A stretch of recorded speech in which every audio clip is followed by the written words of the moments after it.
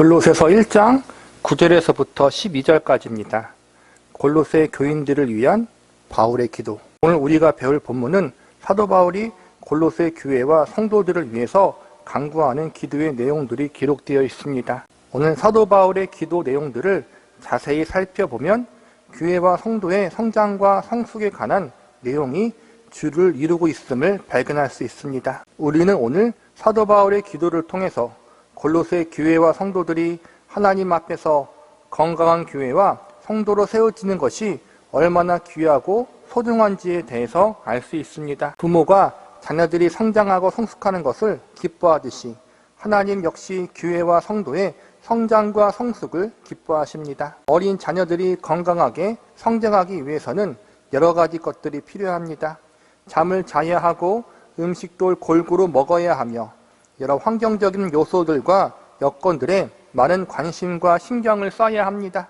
마찬가지로 교회와 성도들도 건강하게 자라나고 성장하기 위해서는 반드시 필요한 요소들이 있습니다. 사도 바울은 본문에서 그 필요한 요소들에 대해서 다음과 같이 세 가지를 이야기하며 이 부분들을 위해서 기도합니다.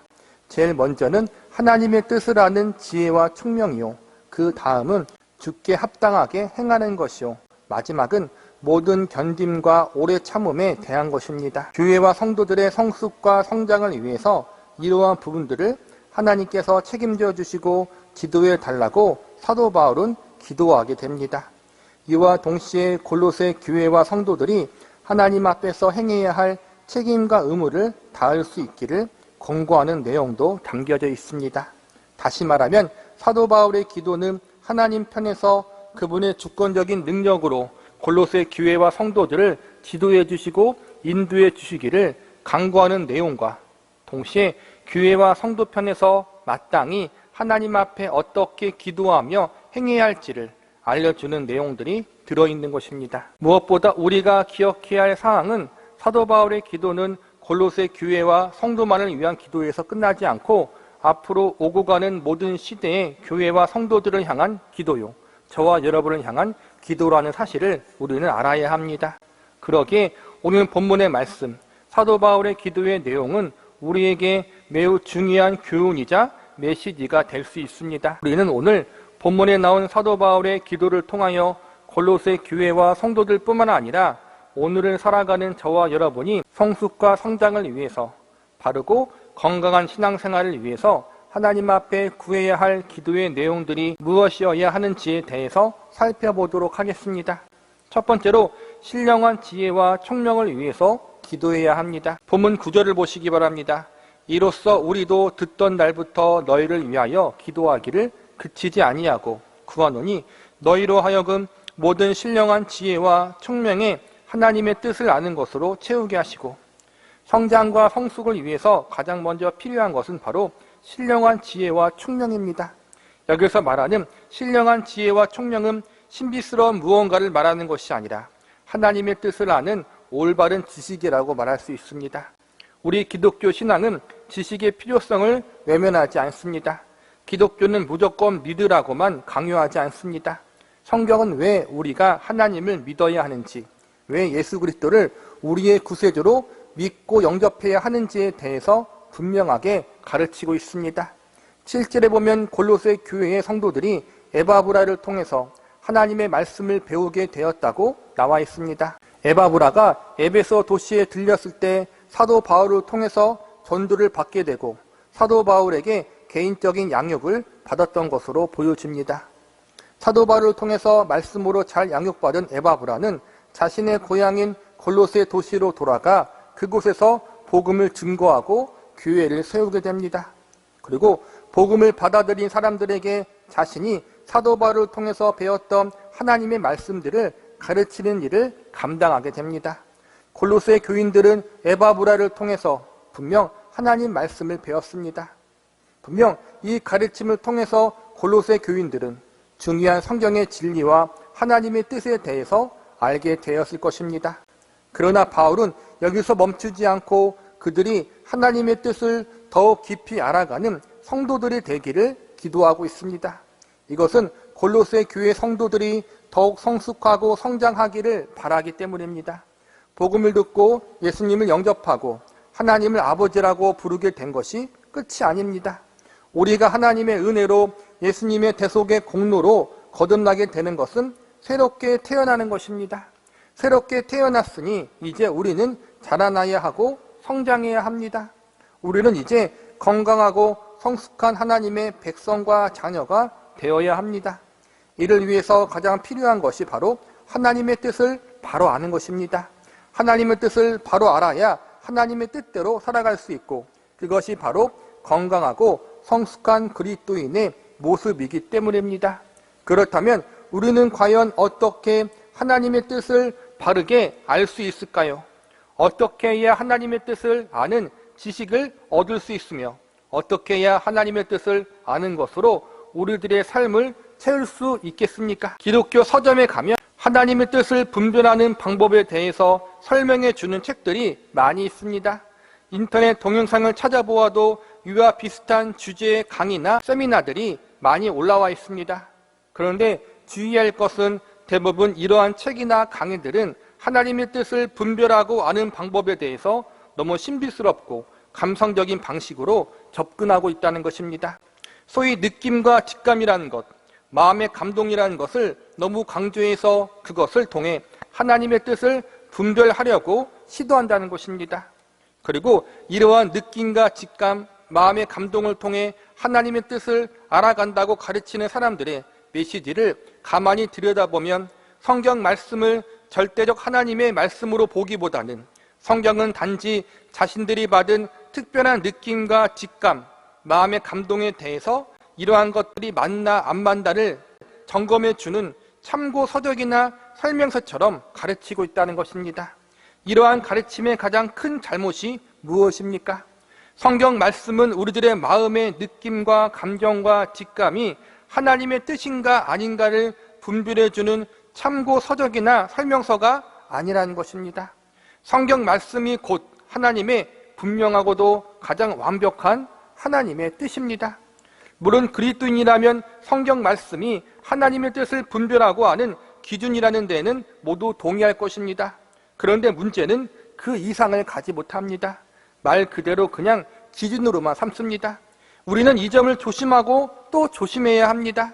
하나님 말씀은 하나님의 뜻을 분별하는 기준이나 수단에서 멈추지 말고 하나님 말씀 자체가 하나님 뜻을 우리에게 알려주는 계시라는 사실을 우리는 반드시 알아야 합니다. 그렇다면 오늘 말씀을 올바르게 적용해 보면 어떻습니까? 신령한 지혜와 총명은 곧 하나님의 말씀을 통해서 하나님의 뜻을 바르게 아는 것입니다. 하나님의 뜻을 바르게 알기 위해서는 우리는 올바른 성경적 지식을 가지고 있어야 한다는 것입니다. 사실 사도 바울이 골로새서를 기록한 목적이 여기에 있습니다. 분명 골로새 교회는 건강한 교회였고 하나님을 간절히 사모하는 그러한 칭찬받는 교회였습니다. 그러나 아직 그들 안에는 영적으로 미성숙한 부분들이 있었습니다. 하나님에 대해서 온전히 알아가는 데 있어서 잘못된 수단과 방법을 사용하는 경우들이 있었습니다. 더 심하게 말하면 하나님의 뜻에 대해서, 성경의 가르침에 대해서 오해하고 왜곡해서 알고 있는 부분들이 있었습니다. 이러한 부분들이 지금 골로새 교회와 성도들이 건강하게 성장하고 자라나는 것을 방해하고 있었습니다. 그래서 지금 사도 바울이 이러한 부분들을 바로잡아주기 위해서 골로새서를 기록하게 되고 지금 그들을 향해 하나님의 뜻을 바르게 알기를 기도하고 있는 것입니다. 우리는 하나님의 뜻을 하나님의 말씀인 기록된 성경 말씀을 통해서 알아가야 합니다. 이것이 가장 중요합니다. 많은 그리스도인들이 성경 말씀을 중요하게 여기되 이 말씀을 자의적으로 또는 개인적인 감동을 통해서만 해석하고 받아들이는 일을 행하고 있습니다. 이렇게 개인적인 감동을 너무 중요시하면, 개인적 감동의 관점으로만 성경을 보고 해석한다면 본래의 기록된 목적과 의도에서 벗어날 수 있고 왜곡되게 받아들일 수 있다는 점도 조심해야 합니다. 그래서 우리는 설교 시간에 설교 말씀을 듣는 것이고 성경 공부를 하는 것입니다. 시간을 들이고 노력을 들여서 역사적으로 검증된 좋은 신앙의 선배들의 책을 보고 읽어야 하는 것입니다. 이것이 바로 하나님의 뜻을 알기 위하여 교회와 성도들이 노력하고 기도해야 할 영역입니다. 성경 말씀을 통해서 하나님의 뜻을 온전히 알아가는 사람들로 성장하기 위해 애쓰시기 바랍니다. 그리고 이 모든 것을 위해서 하나님의 도우심을 간절히 구하고 바랄 수 있기를 바랍니다. 두 번째, 주께 합당하게 행하기를 위해서 기도해야 합니다. 본문 10절을 보시기 바랍니다. 주께 합당하게 행하며 범사에 기쁘시게 하고 모든 선한 일에 열매를 맺게 하시며 하나님을 아는 것에 자라게 하시고. 성경 말씀을 통해서 하나님의 뜻을 바르게 알아갈 때 우리는 하나님이 보시기에 합당하게 행할 수 있고 하나님이 기쁘시게 여기시는 선한 열매들을 맺을 수 있습니다. 9절에는 지식적인 부분을 이야기하고 있다면 10절에서는 삶과 생활적인 부분에 대해서 이야기하고 있는 것입니다. 하나님의 뜻을 알아가는 방법에는 크게 두 가지가 있습니다. 하나는 기록된 성경 말씀을 통해서, 또 하나는 우리들의 삶을 통해서입니다. 하나님은 창조주이시며 우주 만물의 주인이십니다. 온 세계를 다스리시는 만왕의 왕이십니다. 이 하나님은 천국에만 앉아 계시는 분이 아닙니다. 하나님은 온 세상을 주관하시고 섭리하고 계시는데 그 가운데 우리들의 인생과 삶도 포함됩니다. 성경은 하나님의 허락하심이 없다면 참새 한 마리도 땅에 떨어지거나 팔리우지 못한다고 말씀하고 있습니다. 참새 한 마리의 모든 것이 하나님의 주권에 포함되어 있다면 인간의 모든 것은 말할 나위도 없는 것입니다. 하나님은 우리들의 삶을 통해서 우리를 연단시키시고 우리를 훈련시키심으로 우리를 다듬어 가시고 우리를 성숙하게 만들어 가십니다. 그리고 그 가운데 우리가 하나님의 뜻을 더 깊이 알아가는 자로 변화시켜 주십니다. 우리들의 인생을 주관하시고 삶을 인도하심으로 우리의 주님이신 예수님을 닮아가는 성화된 존재로 성장시켜 주시는 일을 하나님이 하신다는 것입니다. 우리를 성화시키시고 우리를 변화시키는 것은 하나님의 일입니다. 우리가 열매 맺는 인생을 살게 하시는 것도 하나님이 하실 수 있는 일입니다. 우리가 할 수 있는 것이 아닙니다. 그러나 우리가 우리들의 삶 가운데 마땅히 해야 할 일들이 있습니다.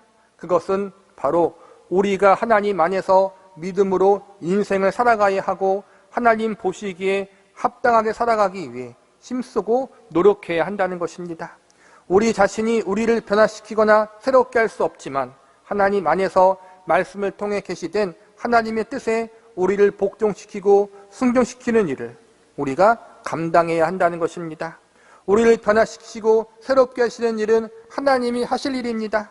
그러나 그 가운데 우리는 우리를 변화시키시고 새롭게 하시기 위해서 일하시는 하나님의 뜻에 순종하는 사람들이 되어야 합니다. 위에서 배웠듯이 하나님의 뜻은 신비스러운 것이 아닙니다. 어떤 분들은 갑자기 길을 가다가 마음속에 어떠한 감동이 왔는데 그것이 순종해야 할지 말아야 할지 고민하는 분들이 있습니다. 지금 성경에서 말하는 하나님의 뜻은 이러한 것을 말하는 것이 아닙니다. 하나님의 뜻에 순종하라는 것은 마음의 감동이나 직감에 순종하라는 것이 아니라 성경 말씀에 기록된 내용들, 특별히 하나님 백성들이 마땅히 해야 할 거룩한 삶에 대한 것, 우리가 어떻게 믿음으로 살아야 하는지에 대한 것에 순종하라는 것입니다.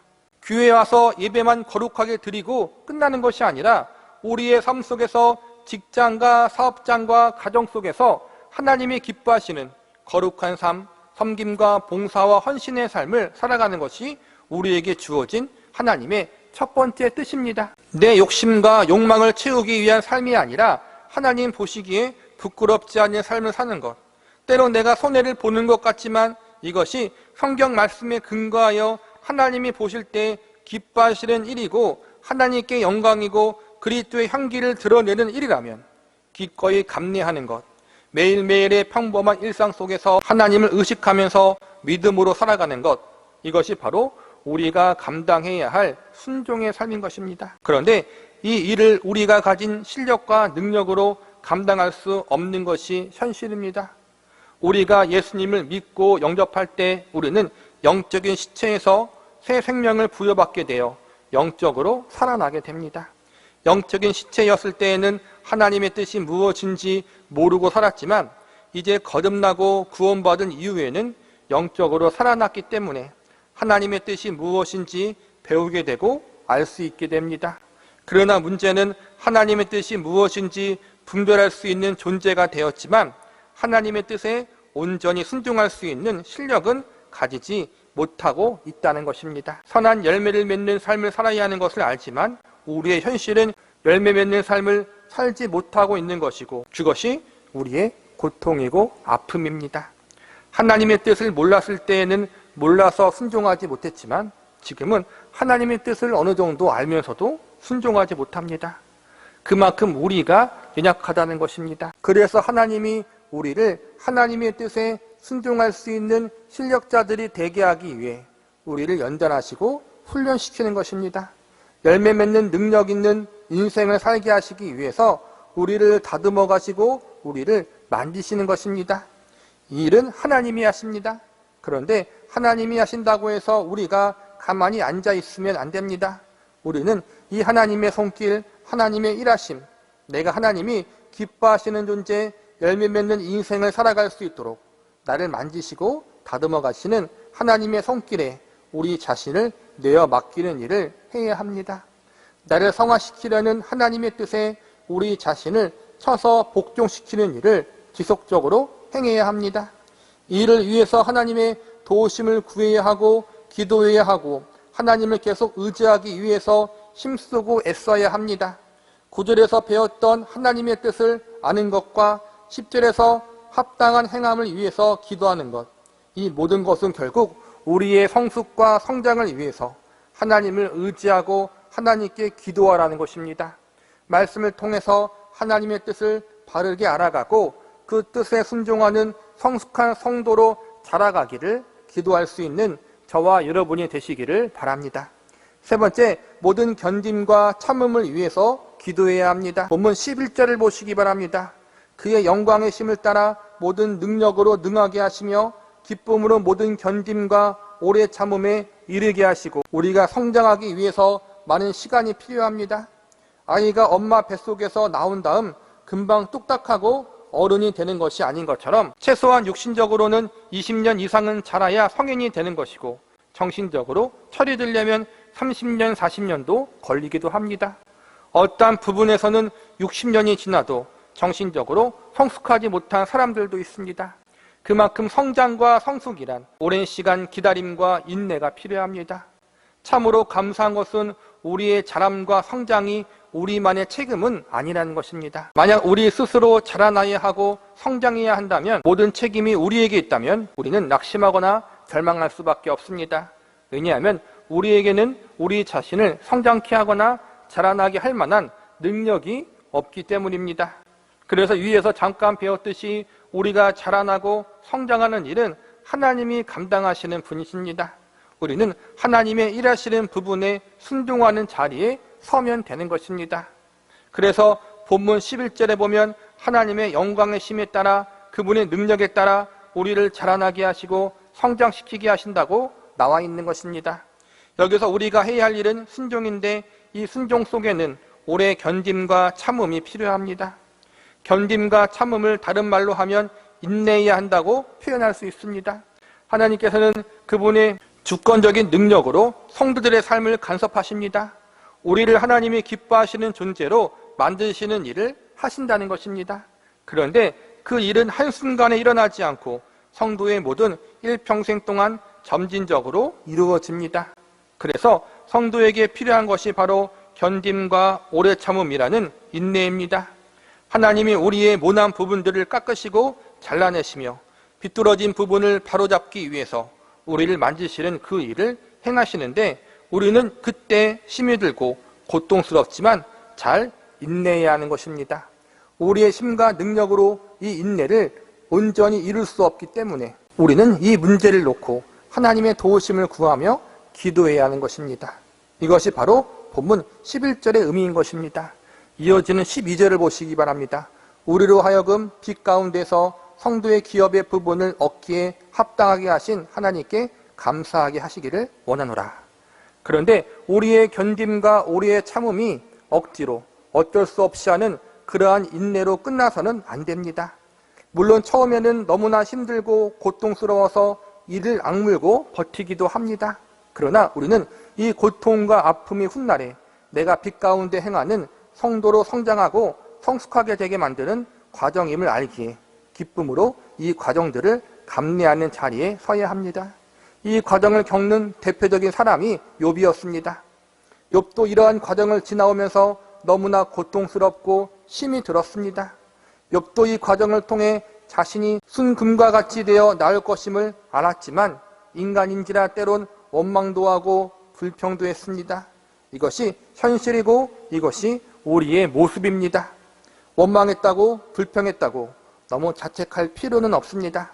우리가 하나님을 향한 믿음이 있다면, 예수 그리스도의 대속의 공로를 의지하고 있다면 우리의 불평과 원망도 하나님이 봐주실 것이고 그것조차 기도로 들어주실 것입니다. 신앙의 선배들은 이러한 과정을 신앙의 광야길이라고 표현했습니다. 이스라엘 백성들이 애굽을 탈출하여 40년 동안 광야 생활을 했던 것처럼 이 광야 생활 중에 이스라엘 백성들이 하나님 보시기에 합당한 존재로 변화받기 위해서 연단받고 훈련받았던 것처럼 우리도 그러한 과정을 지나가야 한다는 것입니다. 아무도 이것에서 예외인 사람은 없습니다. 그러나 이 모든 과정은 영원한 것은 아닙니다. 언젠가는 끝이 있습니다. 고난과 훈련은 끝이 있지만 고난과 훈련을 통해 나오는 영광은 영원합니다.